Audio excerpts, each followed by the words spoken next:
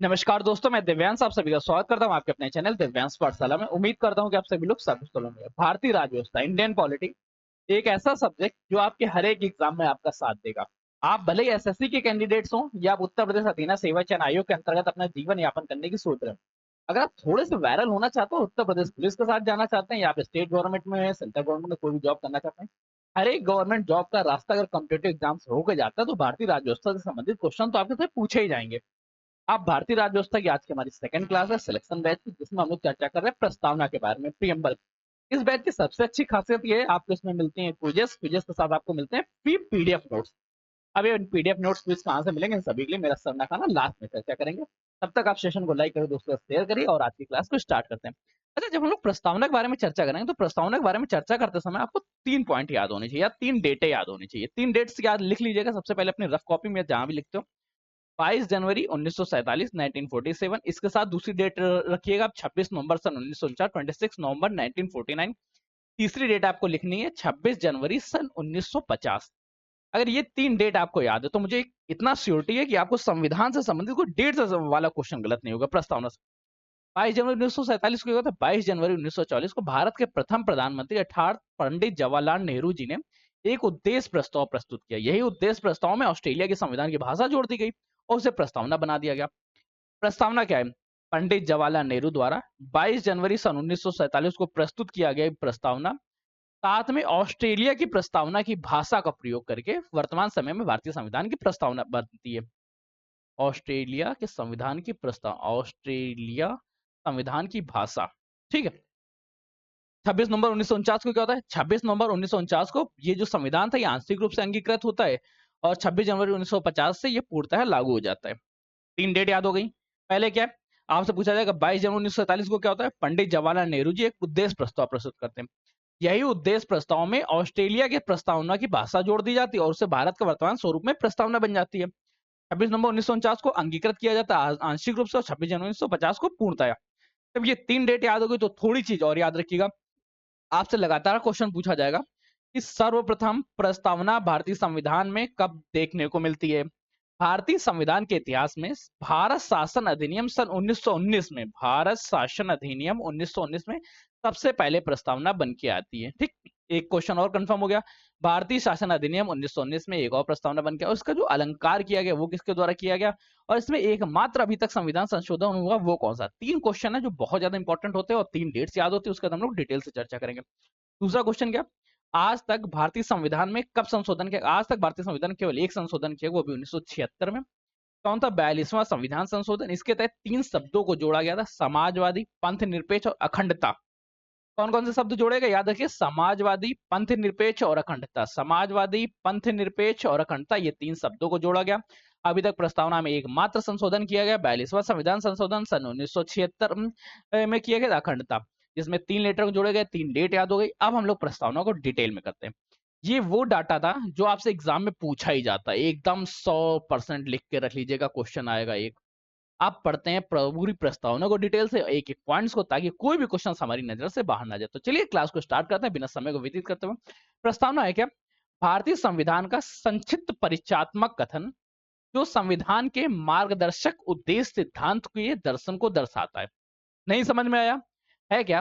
जैसे आप किसी बुक को देखते हैं तो बुक के पहले एक पेज देखते हैं जिसको हम लोग भूमिका कहते हैं। भूमिका तय क्या करती है? भूमिका ये तय करती है कि पूरी पुस्तक या पूरी बुक किस बात को अंगीकृत करेगी, किस बात को डिनोट कर रही होगी। उसी प्रकार प्रस्तावना है, भारतीय संविधान के मूल रूप में किस भाग को डिनोट किया जाएगा तथा भारतीय संविधान की आत्मा क्या कह रही है, इस बारे में हमें डिटेल अध्ययन मिलता है प्रस्तावना से। प्रस्तावना के आधार पर कोई भी न्यायिक गठन नहीं किया जा सकता, कोई भी न्यायिक चर्चा नहीं की जा सकती है, परंतु प्रस्तावना भारतीय संविधान के मूल रूप को दिखाता है। इसमें मुख्य तौर से विचार क्या क्या किया गया, कौन कौन से विचारों के बारे में दिया गया, एक बार उसको देख लेते हैं। भारतीय संविधान का स्रोत क्या है ये बताता है, भारतीय संविधान की प्रकृति किस प्रकार की रहेगी, इसका उद्देश्य क्या है तथा इसको अपनाने की तिथि कौन सी, कब से भारतीय संविधान को अपनाया गया, ये बारे में बताता है प्रस्तावना। अब हम लोग प्रस्तावना को डिटेल से देखते हैं, हकीकत में प्रस्तावना है क्या, ये बन के क्या भाई। याद रखिएगा प्रस्तावना, एक बात छोटी सी पढ़ते हैं। हम भारत के लोग भारत को प्रभुत्व, नहीं समझ में आ रहा, कोई दिक्कत नहीं, ये अच्छे पेन का यूज कर लेते हैं यार, तुम लोग बता दिया करो, जब बताते रहते तो कोई दिक्कत नहीं। नहीं मिटता क्या? मिट ही जाता होगा। चलिए ठीक है। हम भारत के लोग भारत को संपूर्ण प्रभुत्व संपन्न, समाजवादी, पंथ निरपेक्ष, लोकतंत्रात्मक गणराज्य बनाने के लिए और इसके समस्त नागरिकों को सामाजिक, आर्थिक, राजनैतिक न्याय, विचार, अभिव्यक्ति, विश्वास, श्रद्धा और उपासना की स्वतंत्रता, प्रतिष्ठा और अवसर की समता प्राप्त कराने के लिए तथा उन सब में व्यक्ति की गरिमा, राष्ट्र की एकता और अखंडता सुनिश्चित करने वाली बंधुता बढ़ाने के लिए दृढ़ संकल्पित होके आज संविधान सभा में आज तिथि 26 नवंबर 1949 मिति मार्ग शीर्ष शुक्ल सप्तमी संवत 2006 विक्रमी को एतद द्वारा इस संविधान को अंगीकृत, अधिनियमित और आत्मार्पित करते हैं। अब इस कंप्लीट प्रस्तावना को पढ़ते समय जोश तो बहुत आ जाता, परंतु इस जोश के बाद हमारे लिए डिनोट पॉइंट क्या है? सबसे पहले हम भारत के लोग, मतलब भारत की संपूर्ण शक्ति का केंद्र कहाँ को होगा? जहां पे भारत के लोग होंगे वहां भारत होगा। भारत किसी भूभाग से नहीं बना हुआ है, भारत भारतीय लोगों द्वारा बना हुआ है, ये बात ध्यान रखिएगा। भारत किसी भी भूभाग या लैंडलॉक क्षेत्र का नाम नहीं है, भारत भारतीयों का नाम है। किस प्रकार के न्याय के बारे में चर्चा करता है? भारत में सामाजिक न्याय होगा, आर्थिक न्याय होगा, राजनीतिक न्याय होगा। स्वतंत्रता किस प्रकार की दी गई है? भारतीय संविधान में विचारों की स्वतंत्रता है, अभिव्यक्ति की स्वतंत्रता है, विश्वास की स्वतंत्रता है, श्रद्धा की स्वतंत्रता, उपासना की स्वतंत्रता है, समता, प्रतिष्ठा की समता एवं अवसर की समानता लोगों को दी जाएगी। लोगों में राष्ट्र की एकता एवं अखंडता सबसे ग्रेट मानी जाएगी एवं बंधुता। ठीक, इसको अपनाया कब गया? 26 नवंबर 1949। करंट टाइम में एग्जामिनर थोड़ा सा ट्रिक करता है, वो ये तिथि लिखता है मार्गशीर्ष शुक्ल सप्तमी संवत 2006 विक्रमी। तो ये दोनों तिथियों को याद रखिएगा। भारत किस प्रकार का गणराज्य है? समाजवादी, पंथ निरपेक्ष, लोकतंत्रात्मक, प्रभुत्व संपन्न गणराज्य। कंफर्म हुआ? भारत किस प्रकार का राज्य है, किस तरह के न्याय है, किस प्रकार की स्वतंत्रता के बारे में चर्चा करते हैं। अब हम लोग इसको और डिटेल में ओपन करते हैं ताकि कोई सिंगल क्वेश्चन आपकी नजरों से बाहर ना जाए, कहीं पर भी कैसा भी हो। क्वेश्चन कहता क्या है, ये लाइन पढ़ने लायक है क्या? भारतीय प्रस्तावना पंडित जवाहरलाल नेहरू द्वारा तैयार किया उद्देश्य प्रस्ताव जो 22 जनवरी 1947 को कंफर्म हो गया आप लोगों के यार। कब लिया गया? उद्देश्य प्रस्ताव किसके द्वारा प्रस्तुत किया गया, कब यह लागू हुआ तथा इसका सार क्या है? हाँ, एक क्वेश्चन आपके लिए बहुत ज्यादा फेमस हो जाता है। जो वास्तविक रूप से भारत की प्रस्तावना है उसके चारों तरफ एक अलंकार बनाया गया, मतलब थोड़ा सा डिजाइन बनाएगी। ये डिजाइन बनाने का काम किया था राम मनोहर सिन्हा जी द्वारा। भारतीय प्रस्तावना में आज तक एकमात्र संशोधन होता है वो 42वां संविधान संशोधन 1976 के तहत, जिसके तहत 3 शब्दों को जोड़ा गया, समाजवादी, अखंडता एवं पंथ निरपेक्ष। समाजवादी, पंथ निरपेक्ष और अखंडता शब्दों को जोड़ा गया। अब आपसे एक क्वेश्चन और बहुत ज्यादा पूछा जाता है, वो ये पूछा जाता है कि भारत में संविधान की कुंजी किसे कहते हैं? प्रस्तावना को न्यायपालिका ने संविधान की कुंजी माना है और के एम मुंशी जी प्रस्तावना को संविधान की राजनीतिक कुंडली कहते हैं। आपसे क्वेश्चन लगातार पूछा जाएगा, भारतीय प्रस्तावना को राजनीतिक कुंडली की संज्ञा किसने दी है? इस तरह क्वेश्चन आएगा, राजनीतिक कुंडली की संज्ञा किसने दी है? आपको नाम याद रखना है, क्या न्यायपालिका द्वारा, के एम मुंशी द्वारा, के एन पालिका पालीवाल द्वारा दी गई, अनस बर्कले द्वारा दी गई। तो याद रखिए न्यायपालिका ने भारतीय प्रस्तावना को भारतीय संविधान की कुंजी बताया। यहीं पे न्यायपालिका के अलावा एक नाम और आपसे पूछा जा सकता है, अर्नस्ट बर्कले, अर्नस्ट बार्कर, ये नाम याद रखिएगा। इन दो लोगों ने भारतीय प्रस्तावना को संविधान की कुंजी कहा है तथा के एम मुंशी ने इसे राजनीतिक कुंडली की संख्या की है, के एन पालिकीवाल ने संविधान का परिचय पत्र कहा है।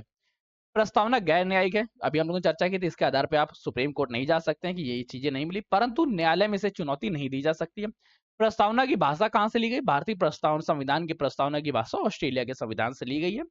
हाँ, एक चीज और ध्यान रखिए, जो क्वेश्चन बहुत ज्यादा इंपॉर्टेंट हो जाता है, आपसे लगातार पूछा जाएगा कि भारतीय संविधान को संविधान की आत्मा किसने कहा है? जबकि जब से संविधान की आत्मा के बारे में चर्चा करेगा, संविधान की आत्मा के बारे में, तो याद रखिएगा जब कभी पंडित जवाहरलाल नेहरू जी का नाम आएगा तो याद रखिएगा पंडित जवाहरलाल नेहरू जी ने प्रस्तावना को भारतीय संविधान की आत्मा कहा है।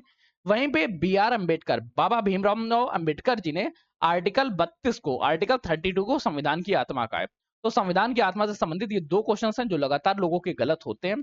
कभी कभी क्वेश्चन में लिखा होता है आर्टिकल 32 को संविधान की आत्मा किसके द्वारा कहा गया?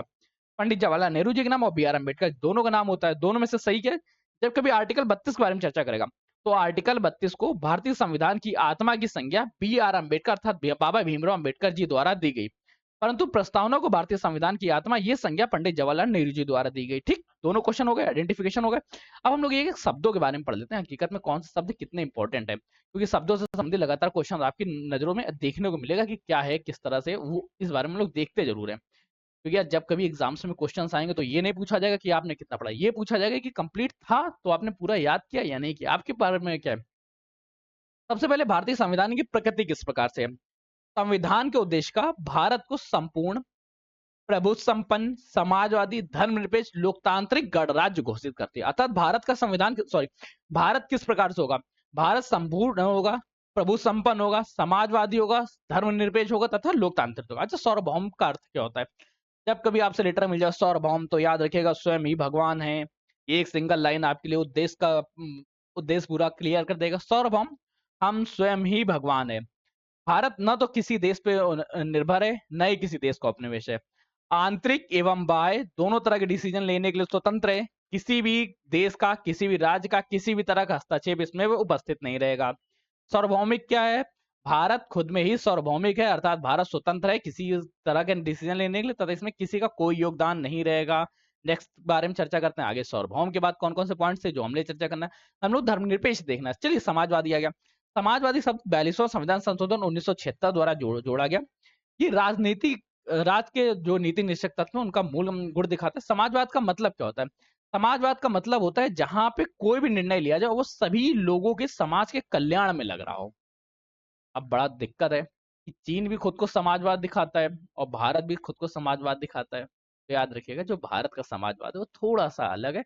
लोकतांत्रिक लोकतंत्र लोकतांत्रिक समाजवाद के बारे में हम लोग अनुसरण करते हैं, ना कि साम्यवाद समाजवाद के बारे में। ठीक, कंफर्म हो गया? साम्यवाद समाज कहाँ का? ये चीन का है। और भारत के लिए क्या है? लोकतांत्रात्मक समाजवाद। मतलब भारत में सारा डिसीजन जनता के फेवर में होगा, जनता के हित में होगा, जनता के अहित में नहीं होगा। और साम्यवादी का मतलब क्या? साम्यवादी एक विचारधारा है, केवल उन्हीं के फेवर में इस बारे में चर्चा की जाएगी। ठीक, साम्यवाद के बाद हम लोग आगे चलते हैं कि थोड़ा सा आगे देखते हैं कि आगे हम लोग इस बारे में क्या नेक्स्ट पॉइंट पड़ता है, जो हम लोगों से लगातार क्वेश्चन पूछा जाएगा। पर समाजवादी शब्द कब जोड़ा गया ये याद रखिए, इससे संबंधित क्वेश्चन पूछा जाता है। धर्मनिरपेक्ष, धर्मनिरपेक्ष से आशय क्या है कि भारत के भूभाग का खुद का कोई धर्म नहीं होगा। भारत सभी धर्मों के लिए समान तरह का ट्रीट करेगा तथा सभी धर्मों को समान तरह के डिस्काउंट तथा सब कुछ दिया जाएगा। भारत सभी धर्मों का राज्य में समान दर्जा होगा तथा समर्थन प्राप्त करेगा। भारत का खुद का कोई भी धर्म नहीं है, ध्यान रखिएगा। अभी जब हम लोग आगे क्लास में पढ़ेंगे, वहां पे हम लोग मौलिक अधिकारों के बारे में चर्चा करेंगे। वहां हम लोग को पढ़ना पड़ेगा आर्टिकल 25 से 28 के बारे में। वो कंप्लीट डिटेल हम लोग चर्चा करेंगे धर्मनिरपेक्ष के बारे में। आज की बस शॉर्ट फॉर्मेट में आप लोग समझ लीजिए कि धर्मनिरपेक्ष होता क्या है, हकीकत में धर्मनिरपेक्ष का उपयोग क्यों किया गया। अब चलिए, अब हम लोग थोड़ा सा आगे चलते हैं, इसके आगे देखते हैं आगे क्या क्या इंपॉर्टेंट है जो आपकी लगातार नजरों से पूछा जाता है। ठीक है, हम लोग आगे चल के देखते हैं आगे क्या क्या इंपॉर्टेंट। लोकतांत्रिक, लोकतांत्रिक का अर्थ क्या होता है? लोकतांत्रिक का अर्थ होता है कि जहां पे जो भी गवर्नमेंट सेलेक्ट हो, उस गवर्नमेंट का पूरा कार्य केवल और केवल लोगों द्वारा किया जाए, या लोगों के प्रति उत्तरदायी सरकार हो। लोकतांत्रिक का मतलब क्या है? संसदीय तंत्र लोकतंत्र के माध्यम से क्रियान्वित किया जाता है, जहां कार्यपालिका सभी नीतियां एवं कार्यों के लिए विधायिका के प्रति जिम्मेदार होती हैं। लोकतंत्र में सर्वोशक्ति लोगों के पास होती है। अब आपको कैसे पता कि भारत में सर्वोशक्ति लोगों के पास है? क्योंकि भारत के प्रस्तावना की पहली लाइन है, हम भारत को संपूर्ण प्रभु संपन्न। मतलब हम जो भारत के लोग हैं, यही भारत को संपूर्ण प्रभु संपन्न घोषित कर रहे हैं। अर्थात सबसे ज्यादा पावर किसके पास होगी? भारत के लोगों के पास। अब भारत के लोग कौन है, ये आप लोग क्वेश्चन मत करिएगा, ये आप लोगों को कंफर्म हो गया होगा। फिर देखते हैं गणतंत्र। गणतंत्र का मतलब क्या होता है? गणतंत्र एक ऐसा व्यवस्था जिसमें शीर्ष पे बैठा हुआ व्यक्ति लोगों द्वारा चुना गया हो। भारत में शीर्ष के भारत के प्रथम नागरिक कौन होते हैं? राष्ट्रपति जी। अच्छा, क्या आपको पता है कि भारत के प्रथम नागरिक कौन होते हैं? भारत के द्वितीय नागरिक कौन होते हैं? भारत के तृतीय नागरिक कौन होते हैं? अगर आपको ये बात नहीं कंफर्म है तो आप लोग कमेंट करिएगा, और इसके बारे में एक क्लास ले लेंगे जहां पर हम लोग चर्चा करेंगे भारत के प्रथम नागरिक कौन है, द्वितीय नागरिक कौन है, तृतीय नागरिक कौन है, तथा इनका क्रम किस तरह से रहता है, किस तरह से चिन्हित किए जाते हैं कि भारत में कौन से नागरिक किस पद में आएंगे, उनका पदानुक्रम क्या होगा। प्रथम नागरिकों के पदानुक्रम के बारे में अगर आप लोग कमेंट करेंगे तो ही चर्चा होगी, वरना नहीं होगी। अब हम लोग चलते हैं नेक्स्ट क्लास देखते हैं आगे क्या है। आगे चर्चा करते हैं भारतीय संविधान का उद्देश्य क्या है। देखिए, अभी हम लोगों ने पढ़ा था कि भारतीय संविधान का उद्देश्य होता क्या है। भारतीय संविधान का उद्देश्य है भारत के लोगों को न्याय दिलाना, स्वतंत्रता दिलाना तथा समानता के बारे में। ये भारत के संविधान का उद्देश्य। अब इसमें न्याय से क्या आशय, इनसे क्या आशय है? न्याय से आशय आप लोगों को कंफर्म होगा कि भारत में धर्म, जाति, लिंग आदि के आधार पर कोई भी भेदभाव नहीं होगा, सभी लोगों को समान व्यवहार दिया जाएगा तथा समान संरक्षण दिया जाएगा। आर्थिक न्याय हो, चाहे धन के न्याय, चाहे आर्थिक हो, राजनीतिक हो या धार्मिक न्याय हो, सभी न्याय समान रूप से उन्हें प्रदान किया जाएगा। स्वतंत्रता के बारे में, अब स्वतंत्रता के बारे में आप लोग मत पूछिएगा कि स्वतंत्रता क्या होती है। हकीकत में क्या है? अपने मन के विचारों को स्वतंत्र रूप से प्रस्तुत कर पाना ही स्वतंत्रता है। अभिव्यक्ति की स्वतंत्रता, विचार की स्वतंत्रता, भ्रमण की स्वतंत्रता, विश्वास की स्वतंत्रता तथा पूजा करने की स्वतंत्रता। कई देशों में, जैसे अगर आप करंट टाइम में अफगानिस्तान चले जाएं, शायद आपको पूजा की स्वतंत्रता मिल जाए। शायद आप अपने धर्म को अनुसरण करते हैं। समानता से क्या है, प्रत्येक धर्म समान होगा, किसी भी वर्ग विशेष के लिए विशेष अधिकारों का अभाव रहेगा तथा किसी भी व्यक्ति को अलग से प्रावधान नहीं दिए जाएंगे। समानता के अधिकार का वर्णन आर्टिकल 14 से लेकर 18 के मध्य किया गया है। इसी तरह बंधुता बंधुता मतलब भाईचारे के बारे में संविधान को अपनाया कब के 26 जनवरी 1949 को। अब हम लोग कुछ केस के बारे में देखते हैं कि 3 प्रमुख केस हैं, तीनों केस के बारे में याद कर लो, छोटा छोटा सा है और ना याद हो तो एक और याद करिए, एलआईसी बस उससे ज्यादा बहुत ज्यादा नहीं पूछा जाता है। 3-4 केसेस। पहला केस केस क्या है, पेरूबाड़ी संघ मामला 1960। इसमें यह बताया गया कि प्रस्तावना को संविधान का हिस्सा नहीं माना गया। इसके बाद क्या होता है, एक 42वां संविधान संशोधन होता है 1976 से पहले के बाद सॉरी, ठीक है, थोड़ा सा गला खराब हो गया, ठीक है। पेरूबाड़ी संघ मामला 1960 क्या कहता है, 1960 कहता है कि प्रस्तावना संविधान का हिस्सा नहीं है तथा सुप्रीम कोर्ट ने यह माना कि प्रस्तावना किसी भी आधार पे संविधान में कोई भी पार्ट नहीं अदा करेगा और प्रस्तावना में किसी भी तरह का संशोधन नहीं किया जा सकता। प्रस्तावना है कि जब संविधान का हिस्सा ही नहीं तो संशोधन नहीं हो पाएगा, ऐसा माना गया 1960 बेरूबाड़ी संघ मामला। पर इसके बाद कोर्ट केस थोड़े से अपडेट होते हैं।